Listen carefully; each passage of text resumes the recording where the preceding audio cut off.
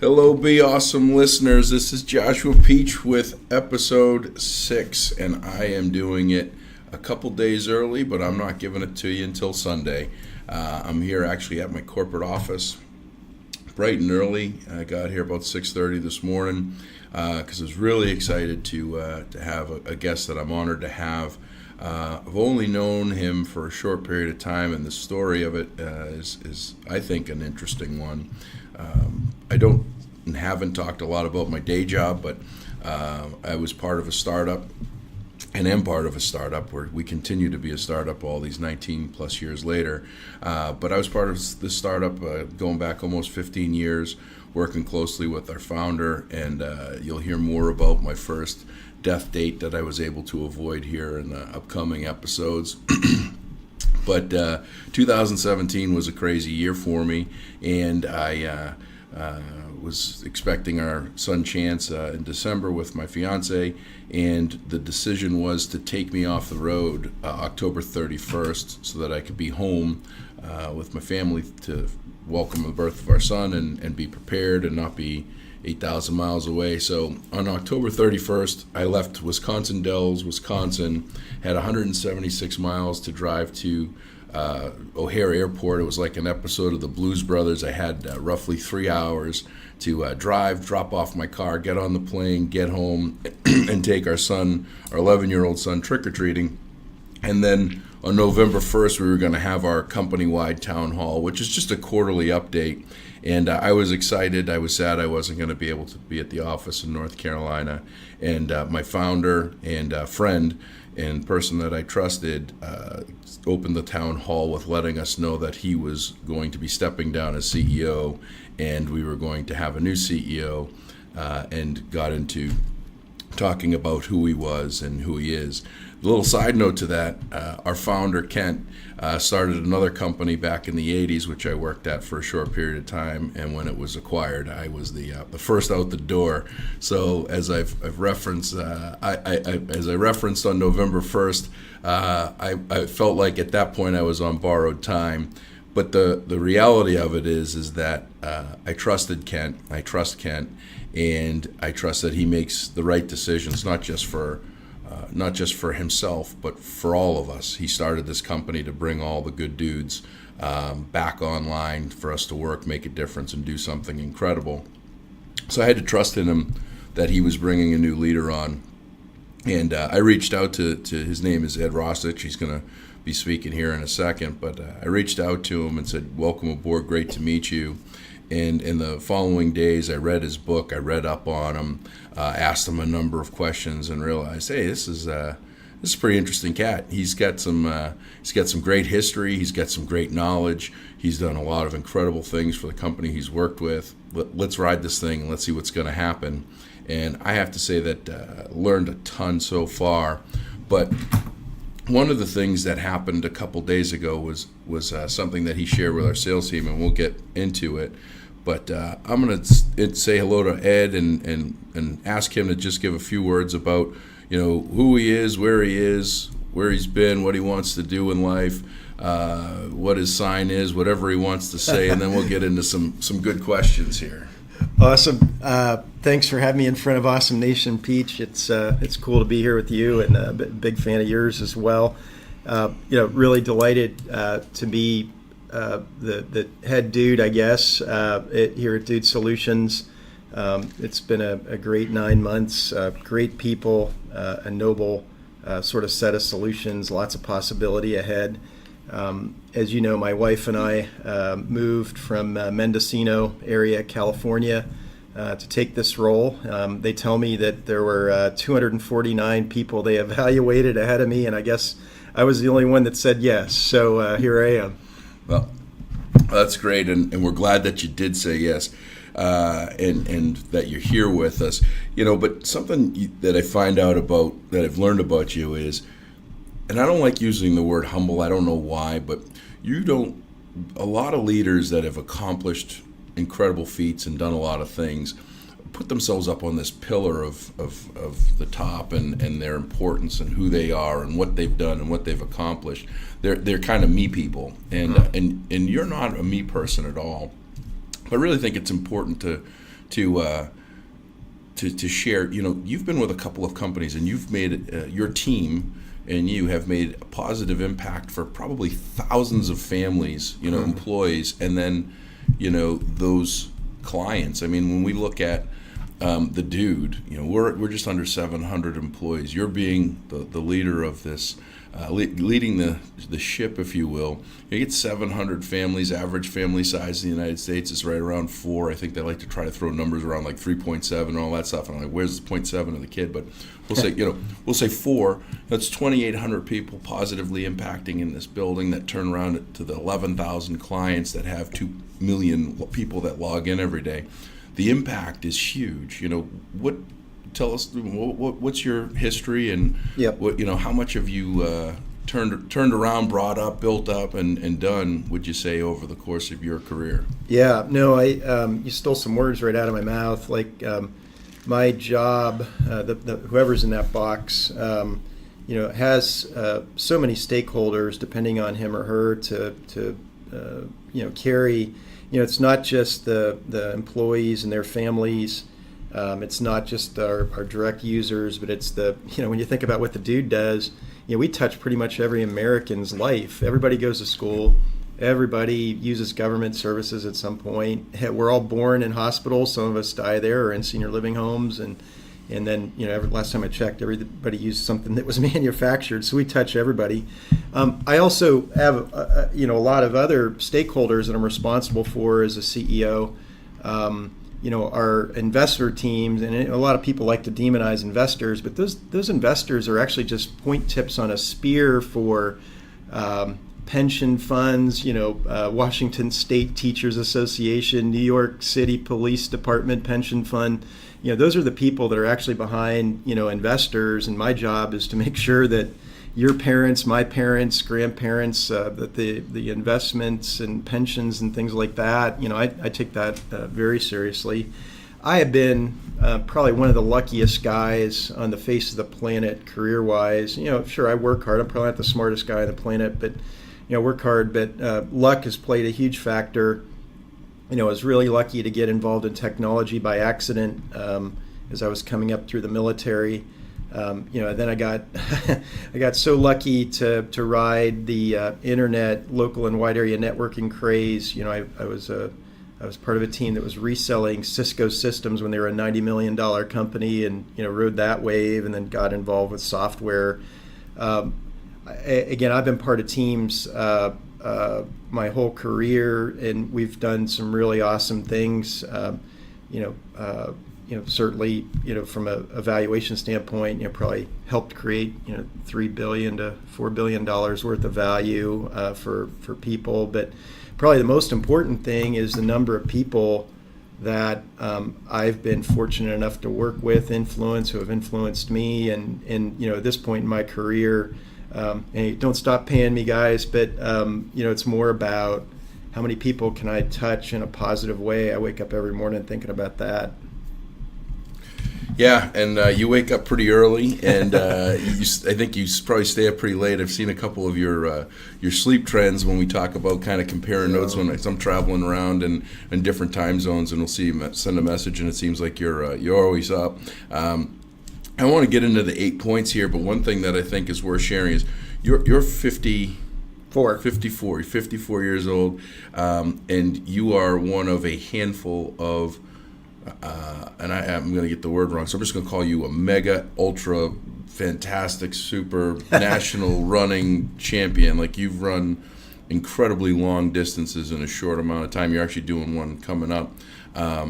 Tell us a little bit about that, and I believe the story is you weren't always a naturally gifted runner.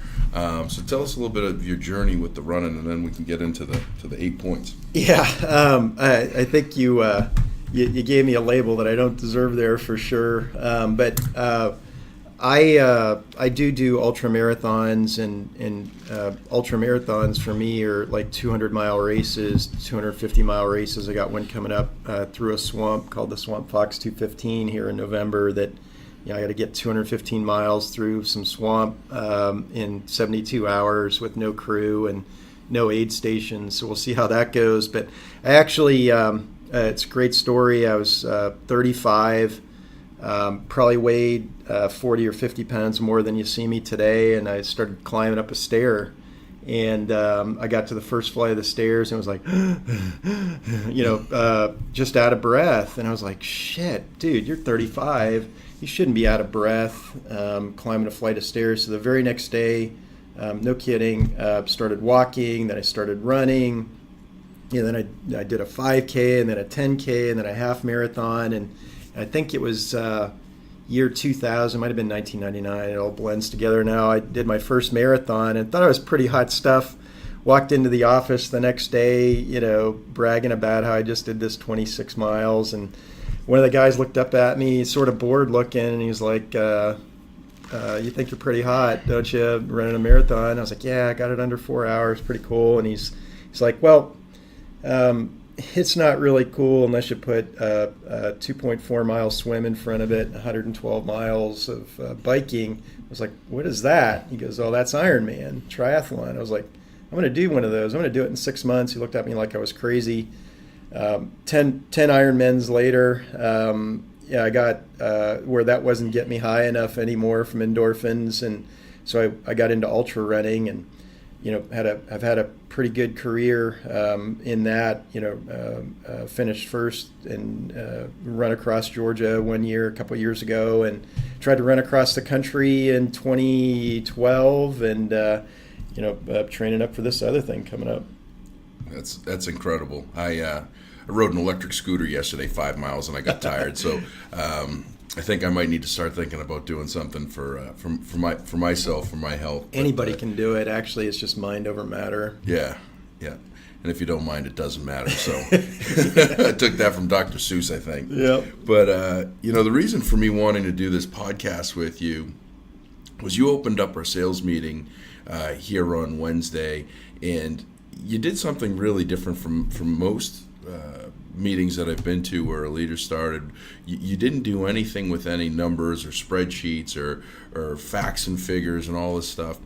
You talked with the sales and marketing team and our application engineers about the 8 points to being in the top 1% of performance in sales and kind of focused on that. And as I was sitting there watching and listening to you kind of go over it, it was just clicking over and over again that, hey, this is everything. This is everybody. These bullet points aren't just for this room. These bullet points are for everybody. As a matter of fact, I'm going to put it in a chapter in my book. I'll title it Ed's Chapter. But these are really powerful points, and I'm hoping we can go over them. Yeah.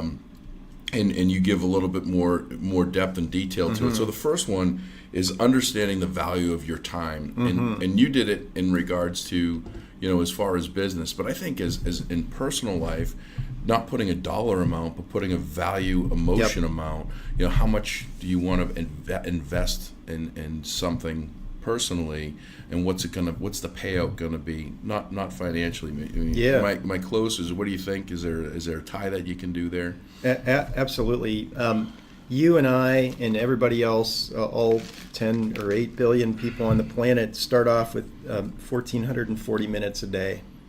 And, whether it's income or relationships or number of people that you want to influence or what have you, you only got 1,440 minutes to do it. So in the frame of sales, I tried to say, look, if you want to make X amount of money a year, how much is every minute of that time worth? I pulled up a number and, just for fun, say a sales rep wants to make a couple $100,000 a year.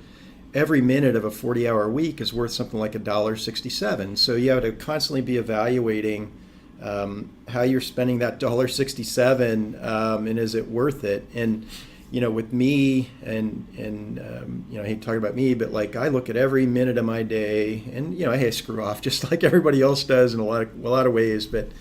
I'm asking myself constantly, is this a good use of my time? Am I getting my $1.67 out of this minute? And, I think if a lot of people looked at that 1440 and how much is it worth, either with the relationships or dollar value, hey, that episode of, Housewives of South Toledo or whatever you're watching on TV, did that pay off for you? Would that $1.67 worth of minute be better off spent reading a story to your kid, donating time to a charity, putting your nose into a book, or listening to a great podcast like Be Awesome. I don't know. Yeah, I'd even dig a little bit deeper with that, and I would say that your time when you get into the weeds with things, is that a proper value or proper use of your time? I know my parents would say, when I would do something, they go, is that a good use of your time? And when you find yourself, and I talk about this, and I'm going to talk about it a million more times.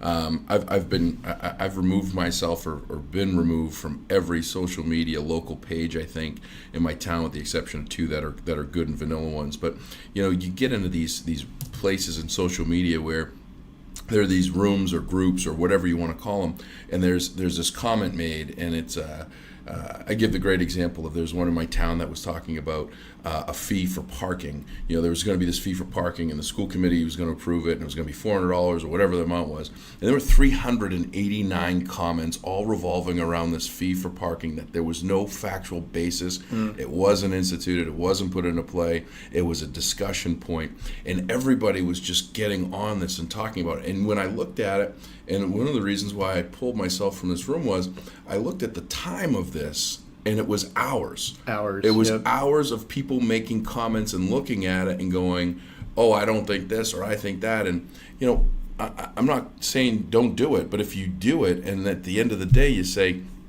I didn't get enough done, well, maybe you need to do a little self-looking and say, hey, what did I do today, and how did I do it, and what did it look like? And what could I do differently to maybe get a little bit more done? And that we're getting a lot of people getting stuck on that. You're hearing about, addiction to social media. You're hearing about, depression and all these things, and people focused on this. And I think that's a huge part of, where I say, understanding the value of your time. Is that where your time's best spent, with dealing with family and doing that stuff? So I couldn't agree with you more on that. And it's, the social media stuff, like, I don't know about you, but I'm now to the point where I only follow people that add positive stuff into my brain, which contains software, right? And whether it's the food you put in your body or the thoughts you read or whatever, it's like you can really lose yourself if you get stuck into that social media stuff. Yeah, it's a rut that you can get into, and it's hard to get out. And I know that there were parts of time that I would get really upset, and I even probably bought into it. I know I've made a couple of comments on why I removed or was removed from some of these group settings. And you're right. I've done, I think, the greatest achievement for me to get into this, and I was talking about this with Brian Andreyko the other day, was I'm never going to say that I was a pillar of positivity my whole life. This really, and I'm saying I still have bad days and bad times just like anybody else now. But the biggest and greatest achievement to get me moving in the right direction has been in the last 3 years, becoming the motivational speaker and the public speaker and doing all these things and learning a lot, is that I've removed the toxicity, a lot of the toxicity in my life, negative people, negative thoughts, negative things, negative comments. And when you do that, you now have so much more open space. Yep. And it's all it's a wide open, and it's a lot happier, and that's the biggest thing that I could go on that point. The next one, we're going to kick it up to PG-13. I've done a pretty good job of keeping the language down. So parents, if you got your kids listening to this one, there's going to be some swear words, but that's this episode. Might have a couple more, but this is bullet 2. Don't bullshit yourself. Yeah. Let's dig into that. We live in a world where it's really easy to bullshit yourself, and social media adds to that. But the context I use with the sales team is pretty applicable to life. Salespeople like to bullshit themselves on where opportunities sit, how big their sales pipelines are. The last conversation they had, they put rose-colored glasses on. We call them happy ears in the business when they want to hear what they want to hear from a prospect. But we all do that with our life, right? I'm going to have 4 slices of pizza. It won't matter because I'll exercise tomorrow. Tomorrow never comes. This relationship's working for me. Maybe it isn't, but you bullshit yourself into believing that it is. And if you are not careful, you can bullshit yourself into mediocrity. And I'm not perfect. There's Achilles heels in my thinking, just like anybody else's. But every day I try to evaluate what I did before, the day before, or the night. I try to evaluate what I did during the day and try to identify, like, man, where wasn't I rational? Where wasn't I pragmatic? Where was I bullshitting myself today? Am I just hearing what I want to hear? And the more you can do that, the more you can get to the truth of the matter, the faster you can start fixing stuff. And at the corporate level, we do the same thing. Like one of the things as part of this team we're trying to get done is like learning to trust each other with bad information, right? Or information that's not so rosy or thoughtful or it might be negative. Because as soon as we can identify, hey, that spark plug down in the second floor isn't firing the way we need it to. Let's figure out why that is versus trying to cover it up. You get stuff fixed faster. Exposing reality, exposing truth, getting rid of the bullshit. You get more done. Yeah, that's about as good as you could put it. The bullshit yourself for me. I would say that a large part of my life I had a level of arrogance, an ego. I felt like even though I didn't have a great education background, I felt that I had the street smarts. And there was a long part of my life that I felt like I knew it all. And I told myself that. I basically was like, hey, you know what? Twisted steel, sex appeal, 10 foot tall and bulletproof. I can't do any wrong. And I did a lot wrong. But I had a failure to really listen to people because I kept telling myself that I was right. And what I found in the last number of years is that I need to be more open-minded. I need to listen more. I need to get people in my life around me. And I've got a handful of folks that, like I say in every episode, I don't edit, I don't do anything. This is a one-take shot. But I've got a handful of people in my life, that I trust implicitly, that I send this podcast to. And I say, be open, be honest, tell me how it is. And I'm going to take that as how it is, and don't sugarcoat it. Don't say, hey, it's great. And I give the example of, like, you go over to someone's house for dinner and the answer is always it's great. Yeah. Meanwhile, you're trying to figure out how to feed the food under the table to the dog. Exactly. So but having people in your life that are going to be open to tell you this stuff, so that you don't get to bullshit yourself, because you got people around you that aren't going to let you. Exactly. They're going to tell you, hey, that was stupid, and you need to understand it and do it in a way that's a lesson learned. That's totally right. I find myself, you nailed a thought pattern I've had for a while. Like the older I get, the more I realize I don't know anything, and the more I need to surround myself with people that will tell me where I'm goofing up. And I've actually now gotten into the point where, with either here at the team at Dude, at home, and other places, I'm always asking, like, how's my thinking screwed up on there? Where am I screwed up? Please be brutal. Tell me that was the stupidest fudging idea that you've heard this week, please. And man, you get if you can do that in a disarming way and actually get the truth out of people, it steers you much faster. I don't want to take too much more time on this question. I know you got a few things, but like I have a silent shopper group here at the Dude where there are people that will never be exposed, but whenever I do or think about some idea or need to have a very sensitive topic introduced to the team, I send this deck out or the email out, and I'm inviting brutality. Like, guys, tell me how this is going to be, this is a fail. Tell me about this idea. Help me make it better. And I have avoided blowing my legs off, at least 15 times in the last 9 months by using that group, because they're not bullshitting me. Open honesty. That's good stuff. Bullet 3, constant forward motion. Yep. That which is in motion stays in motion. And that, when you talked about it, it wasn't that the constant forward motion always had to be, effective and engaged and working all the time, but it was just a constant, keeping things going, keeping yourself moving, getting to the next piece of whatever that is. What do you got on that? Yeah, I think a couple of things. First, CFM, constant forward motion, is something you hear a lot in the ultra running community. Just keep moving, man. One step ahead. Just keep down the trail, and you'll eventually get there. And I've used that in my life a lot. Just keep moving forward, keep plowing forward, no matter how bad or good you feel that day. I had a very, I don't know if about you, but I've had 2 or 3 very instrumental people in my career, and one of them was a guy named Bob Sawalski, who was the CEO of Blackbaud when I was there. And he had this saying, it's like better to wear out than rust out. And, that stuck with me as like, okay, that's a constant forward motion statement. A lot of people get paralyzed. They don't know what to do, or they get paralyzed by wanting to be perfect, or hey, let's just get one more data point or one more conversation, and that turns from one day to a week to a month. 3 months later, nothing gets done. Whereas if you took an action, move it forward, you move something forward, move the ball forward, there's an 85% chance you're right, and the other 15% you'll fix later, but you've moved the ball. Yeah, no, doing nothing gets you nothing 100% of the time. So Yep. That's great, and I'm going to borrow that better to wear out than rust out. That's a great one. The next one, which has got a farming connotation to it, was a little bit. You definitely lined up more with sales. But I'm thinking about it, and I've got a couple of thoughts on this one. But love to hear you, which was a great line, by the way. For each ear of corn you harvest, plant 2 seeds. When we were talking about it in the sales world, it was, when you're making a sale or when you have a sale, you got a new client coming on board that you're helping, make sure you have 2 more that you're working with, because it's just a lot of numbers. You need to have more that you're working on than you're getting, because you're going to lose some to time, effort, people, whatever.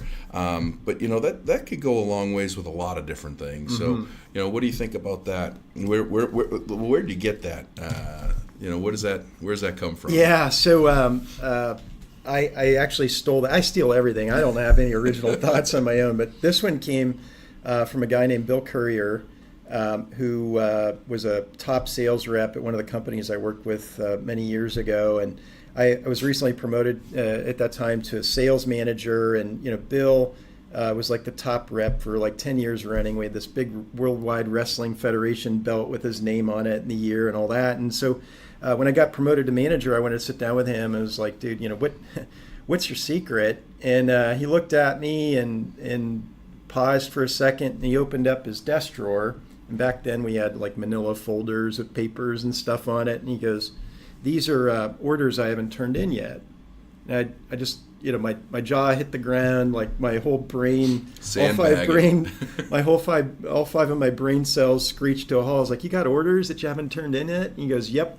I don't turn in an order until I get 2 more bona fide prospects in my pipeline, because what I don't want to have is that boom bust cycle in my sales pipeline.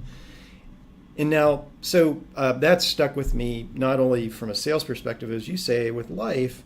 Like when you get one project done, have 2 more ideas behind it that you're starting to execute on. And, so like with me, I've got I don't like talking about me, but like, I'm constantly moving, constant forward motion around that idea. I got another book that I'm almost done writing. My daughter and I have started a small sports apparel idea. I probably got 5 or 6 other ideas that I'm beginning parts of executing on, because when I get done with one, I want to have 2 or 3 more in the hopper that keep me moving. Yeah, leave complacency for when you're in the box and you're underground. Yeah. Well, that I heard it on a podcast, and it also came up at the sales meeting, that owning the dash idea. You got a birth date, you got an end date, and the only thing you got in the middle that you can control is that dash. So owning that dash is so important, and having enough stuff to keep it moving forward is critical. Yeah, absolutely, and that brings us into the next one, which is go find a prospect. In the business world and sales world, that's finding a new friend, a new potential client, someone that we can work with and that we can help and make a difference on. And I use the word friend because I think it's important for us, again, going into that social media, going into today's world. It's changed so much dramatically over the number of years. I mean, selfie pictures. I was thinking about this the other day. Everybody takes selfies, but if you and I are close to age. I'm a little bit younger than you, but growing up, and cameras were expensive for the day, but you had no problem walking up to a complete stranger, handing them your camera and asking them to take a picture of you and your loved one or your family or whatever.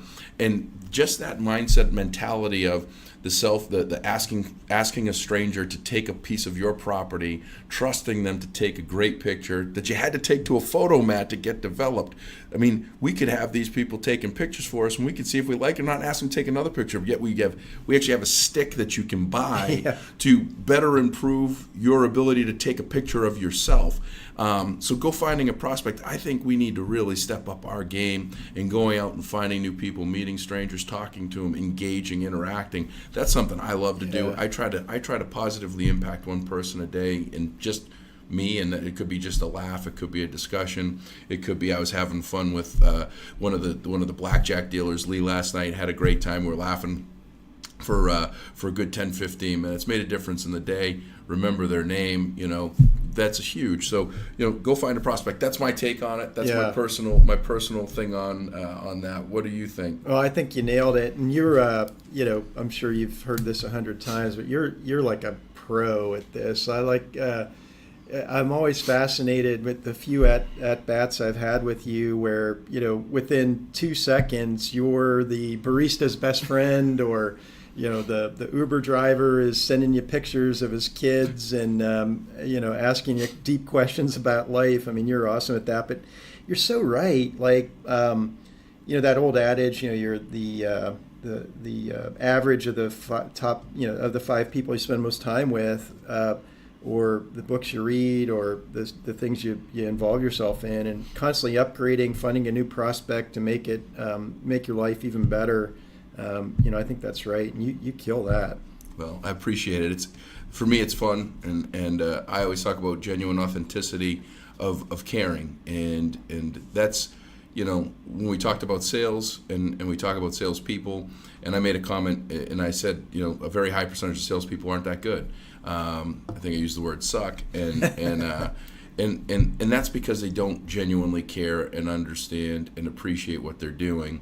And I believe that it doesn't matter what you do, if you believe in it and if you're passionate about it, whatever it is, then that just oozes out, and it's easy. And work's always going to be hard. I get it, but if you love it, then it's easy on your soul, and you're able to push that out. And you never know what that connection's going to be. Who you talk to, that Uber driver, which I didn't get pictures of, but I made a friend with an Uber driver last night. He's a great guy. But you never know who that person knows, how they might be able to help you in some way, give you a ride down the road, whatever it is.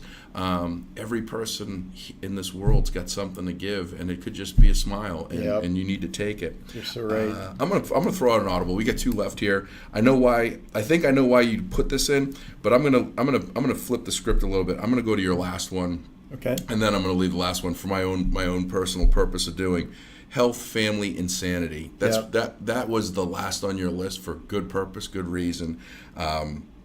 We heard the health about your stairs. I was sitting there when you were talking about it. I'm like, I'm more than 40 to 50 pounds overweight. My story, I was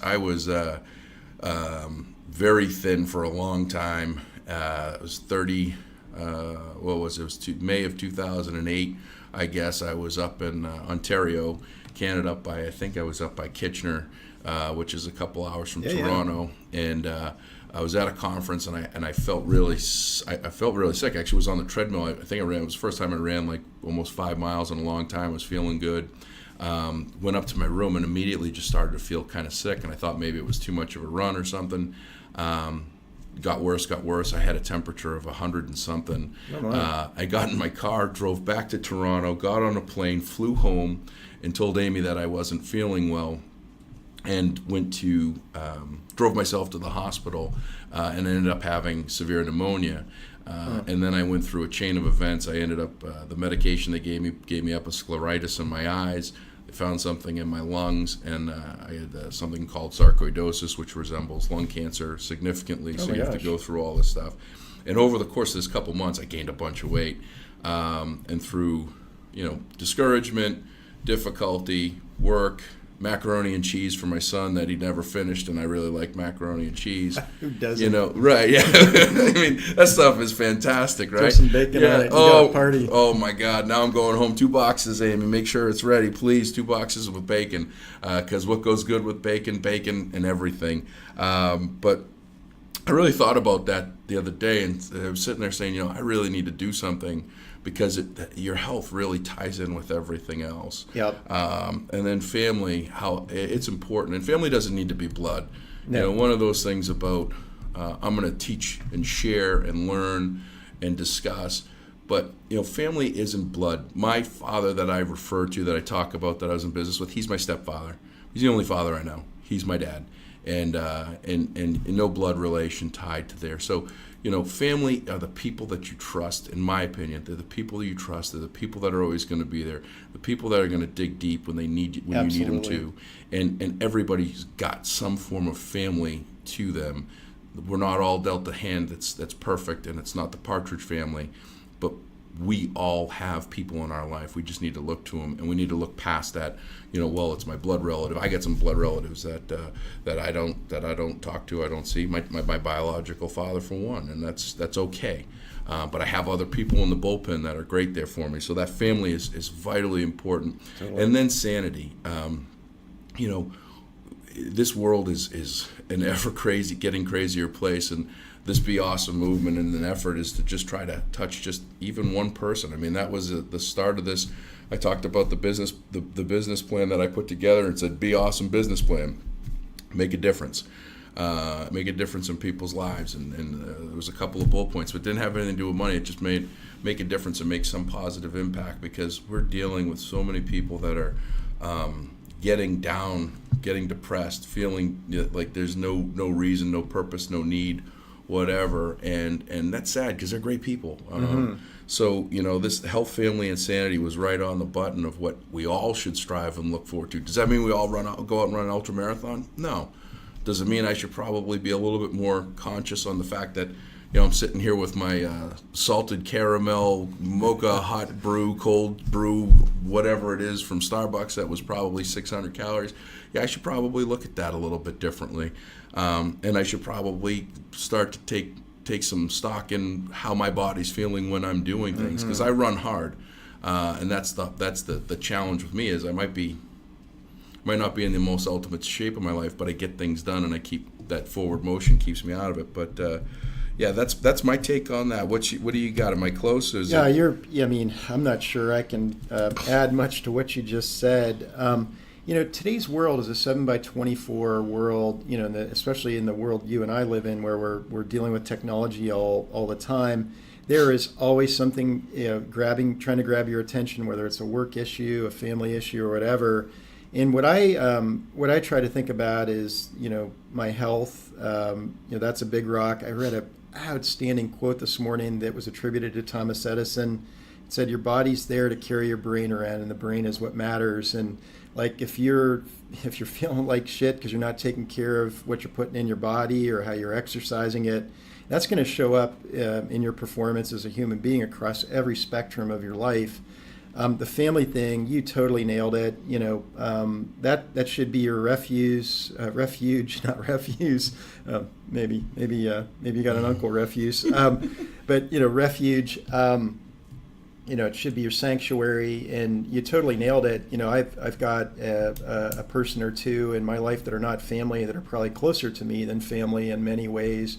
And you got to do that. And then however you find your sanity, whether that's going out in the woods for 72 hours, getting chased by snakes and bugs, or faith, or hobbies, or whatever, you got to find some way to unplug in a way that's meaningful for you. Because again, if any three of those legs of the stool, your health fails you, you're not connected with family and friends, or you lose your soul or sanity as you're doing things, it's going to show up in every facet of your life. So it's really important to me. And that's where I'm not perfect at it. Nobody is. But like when I think about my day, I want to make sure I hit those big rocks heavier than I actually even hit the job I have. Yeah, that's spot on. Thinking both ways. I think I'm gonna put a ninth. I'm gonna leave number 7 for number 9. Okay. And this is what I love to do, is I kind of like to change things up as things come to my mind. You've said something a number of times to the team that really has changed my thinking dramatically. And growing up, you play sports and you want to be the best. You want to be the champion team. You want to be the whatever. And our Patriots won last night. It is preseason. It's early on. I didn't get to see a single play because I was at casino night with our team and having fun. And then I went over to 42nd Street, had some oysters with a coworker before racking out to get here early this morning. But I did watch a snippet with Coach Bill Belichick get interviewed, and the reporters, the interviewer said, good to get a score towards the end of the half or something like that. And Belichick just says, yeah, we didn't do well. We only got 38 seconds of good playing time tonight, or something like that. And he said, Patriots are a championship team, the championship level team. But one of the things that you touch on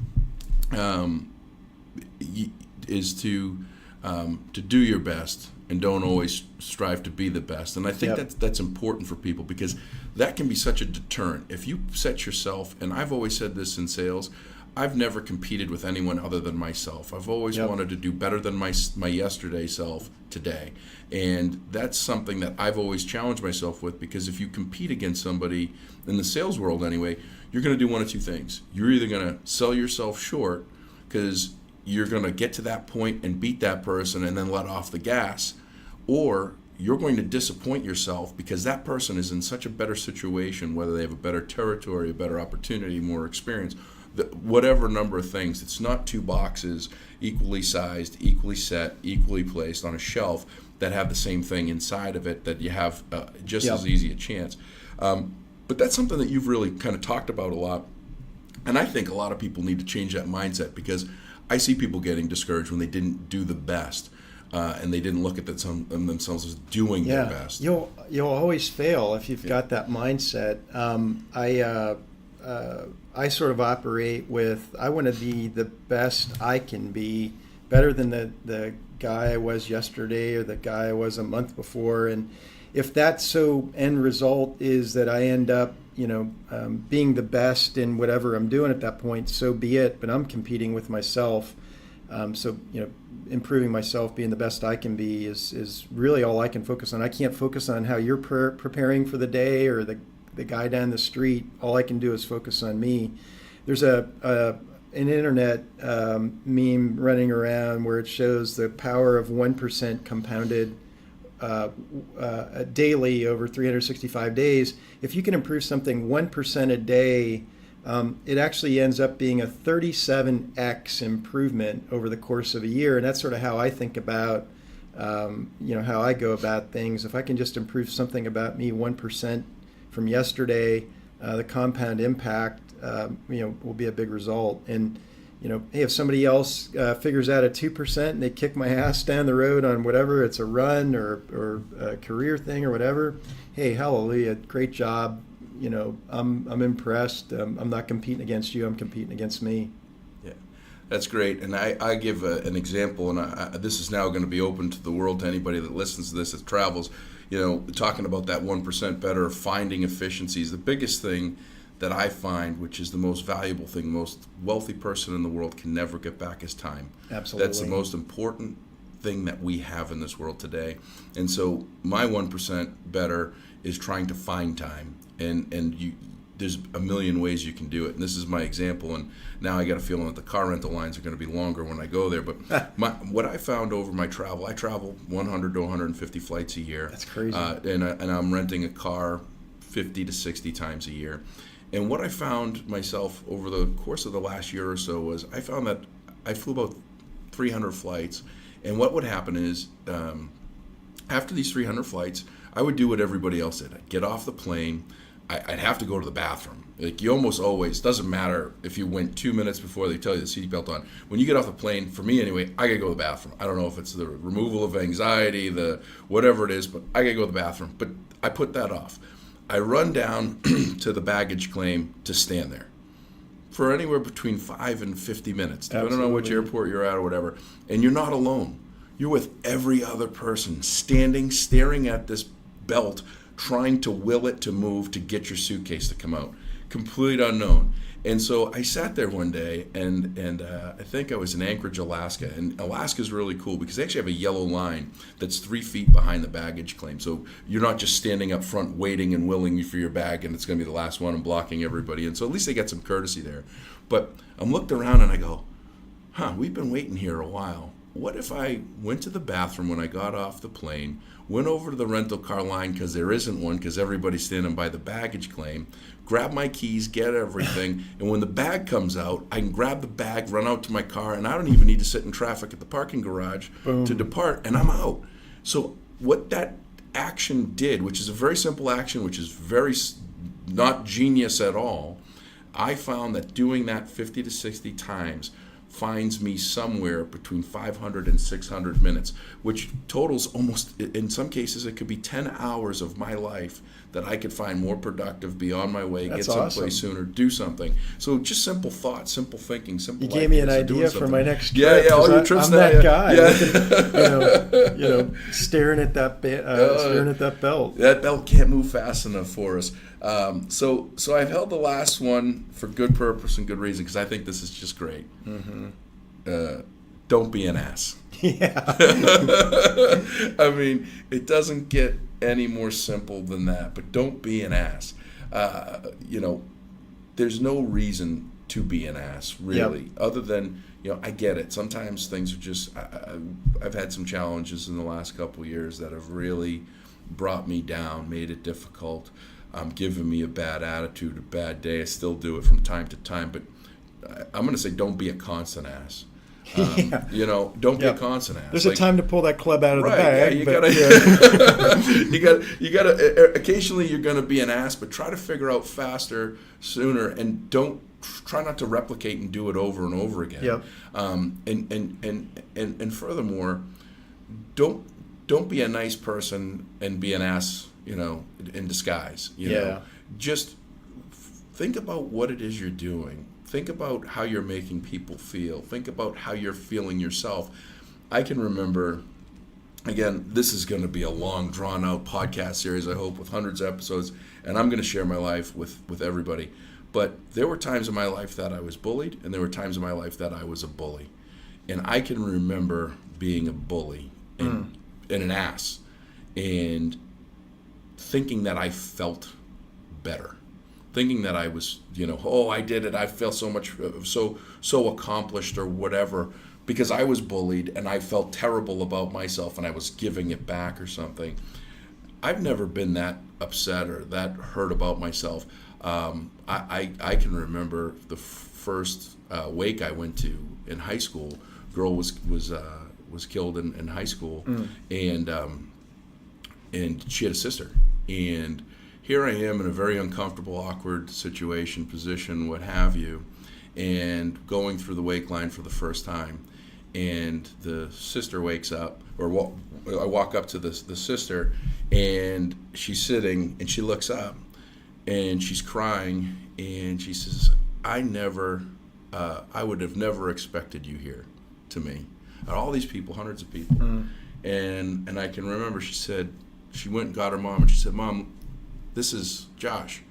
He used to pick on me in school when we were kids. Wow. And this was like nine years. Ouch. Yeah. I was probably 9 years old, 10 years old. But I was a real ass. Yeah. And I saw her a number of years later, and she came up to me. She says, I have to apologize. And I said, no, I'm the one that has to apologize. I had no idea how far-reaching and how bad that hurt you. Yeah. And wow. that was eye-opening for me. So the things that you do, the things that you say, the way that you act, I'm sure that she wasn't the only one. And I every day of my life, I think about it, and I wish I could take it back. The best thing I can do is try to remove the ass from my life as much as possible, and try to do better, pay it forward, and get other people not to fall in the same pitfalls and trenches that I did, because it's a painful place. So don't be an ass. Yeah. Pretty self-explanatory. It is. Well, I'm a recovering assaholic myself. If you would have met me 20 years ago, you would have said, "Wow, that's a total ass." Now I'm just half-assed now. A couple thoughts around that, especially as a CEO or some other areas of my life where I might be a role model. I might not know that person I hopped into the elevator that morning with. Everybody knows my face, but I might not know all 650 dudes.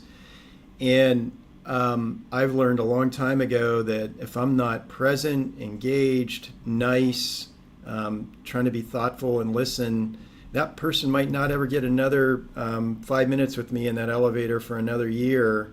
But if I didn't come off as not an ass, that person walks into their group down in sales or client care or whatever. It's like, man, I rode up the elevator with our CEO, and what an ass. I don't want that at all. The other thing I've learned in my life, and it's something you read on books and internet and all that, but you don't really know what's going on in other people's lives at that moment, where they might be being an ass to you and escalating the situation by being an ass to them back. Very rarely works. You don't know, maybe maybe their father passed away the week before or whatever. You just gotta walk in their shoes and understand where they're coming from. So, and I just say that the dude has probably the highest ratio of nice people that I've run into and non-ass people. So it's sort of a cool place to be career-wise. Yeah, and that's you're spot on. One of the things that I try to do, and that you touched on, is, and we've got 700 great team members here. One of the things that you've done is you're just a great human, in my opinion, and very easy. And I think it's probably because I don't look at you as CEO Ed, I look at you as Ed, and hopefully people see that and learn from this and realize that we're all just people. Oh yeah. And what you touched on was something that I'm definitely a point that I missed that needs repeating is. Just because somebody's being an ass, don't be one back, because they do have a story. Everybody has a story. People typically aren't born asses. There's things that happen in their life that cause them that. And it could escalate and carry. I'll finish with this story on the ass story. Here's another one that I share. Is I do have some neighbors.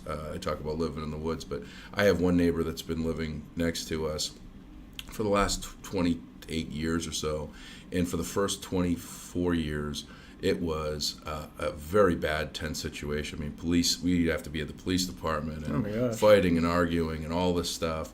And over the last 4 or 5 years, I've come to determine that they have their own problems. They got their own issues and things. And last week, one of their family dogs, a relative, came over and had a big German Shepherd, and it ran into our yard. I mean, it's so bad that there's no trespass orders against each other and all this stuff. I mean, we had a pretty good run of neighborhood anger, and so the dog ran over. Was actually in our chicken coop. Oh no! So I was like, oh man, Steve this is Steve the Jerk. Well, we wouldn't be so upset about Steve the Jerk other than people really like him, but I had a decision to make. I get mad. I called police. It was obvious that they were stressed out that the dog was there, and they weren't comfortable coming over, even though we've had some dialogue over the last couple of years. It's still not, we had a breaking of bread, if you will, and I just said, hey, look, just don't give me the finger when you see me. I'm trying to raise my kids differently, and I'm not necessarily need to have more neighbor friends to get a cup of sugar or whatever. I go next door to my mom or my grandma's house, but I had a decision to make. And I could do all those things to escalate and make the situation harder, or I could try to encourage the dog to go back to where it did. And I'm not saying it because it's me. I'm not saying it because it's awesome. It's just the choice was. The choice was, look, these people are stressed. They got a lot going on. There's obviously some stuff happening. Let's try to relieve and make it easy. Yep. And so I told Amy this. I would push the dog 2 steps back, which is saying, come on, it's okay. And he'd lunge at me with 1 step. So thankfully he didn't take the 2 steps and come back at me. But got him next door, and the neighbor who was stressed out and had some other stuff going on because I could hear what was happening a little bit, looked at me. And I was uncomfortable because I wasn't sure if it was going to take some of the anger out on me, and just looked at me and said, thank you. Wow. And, that was pretty cool. So even when people are being an ass, you have a choice that Yeah. you can either buy into it and do it back, or you could just say, you know what, there's something going on that's bigger than me. I always refer to it in the sales world, like when you call somebody and they immediately hang up on you, they're not hanging up on you. They're hanging up on something in their life that's so far outside of you. So making sure you're not that ass back is vitally important. Well, this is going to go down in the history books as probably the longest podcast, and I'm okay with it. I hope that everybody listens through the 55 minutes because I think it's phenomenal and having the time with you. And I really appreciate your time. You got to get. We've just hit 8 o'clock, so we've been here already for an hour and a half. I think we watched the sun come up over here at the galactic headquarters of the Dude. But really appreciate your time today. I would strongly suggest that you go out and you purchase Ed's book. It is full of integrity, character, stories, real life stuff. We're PG-13, real life shit that you guys are that you get something out of. It's an easy read. If you've got an hour or 2 hours, even if you're a slow reader, I think I read it in just a couple of hours. I think it's 119 pages or something like that. Go out and buy it. I'll tell you what, 10 people that listen to my podcast, that listen through the whole thing, that send an email to josh@beawesome.com, I will buy the book, mail it, and ship it to you on me because I think it's that important for you to read. So thanks, Ed, for your time. Thank you. I really appreciate it. Love what you do for the Dude, and with the Be Awesome podcast. The lives you're touching with this. You're a special one. Thank you. And I don't know if I said the title of the book, so just so you go buy Ed's book, and you probably don't know how to spell his last name. But it's a solid handshake, and it's Ed Roshitsh. And in the meantime, you can find me on LinkedIn, Facebook, Instagram, slow. Twitter's up there, getting some followers going with that. Beawesome.com, BEAUSM.com, the essential elements to kicking ass. And if you want to email me, josh@beawesome.com. I'd love to hear from you. Any questions, concerns, ideas, hellos, goodbyes, what have you. And in the meantime, remember, if you want to do awesome, you got to be awesome. Have a great day, everybody.